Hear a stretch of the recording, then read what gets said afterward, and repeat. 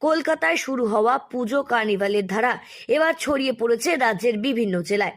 আজ প্রশাসনের তত্ত্বাবধানে ব্যারাকপুরে অনুষ্ঠিত হলো দুর্গাপুজোর কার্নিভাল, যেখানে ব্যারাকপুর সহ পার্শ্ববর্তী বিভিন্ন এলাকা থেকে বাছাই করা 11টি পুজো কমিটি অংশগ্রহণ করে।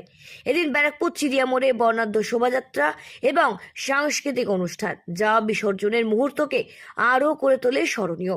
সুসজ্জিত ট্রাক এবং ট্যাবলোতে সজ্জিত সেরা প্রতিমাগুলো অংশ নেয় এই শোভাযাত্রায়।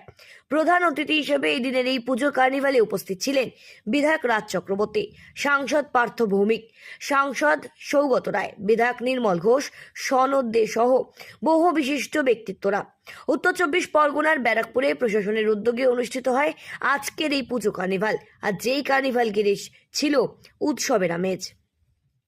ব্যারাকপুর বিধানসভা জুড়ে বিভিন্ন প্রান্তে প্যান্ডেলে ছিল থিমের লড়াই, কোথাও ছিল শিল্পের বিশেষ প্রদর্শন।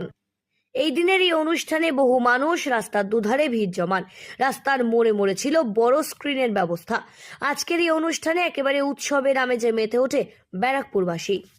ব্যারাকপুর থেকে সৃঞ্জিনী পোদ্দারের রিপোর্ট, সঠিক বার্তা।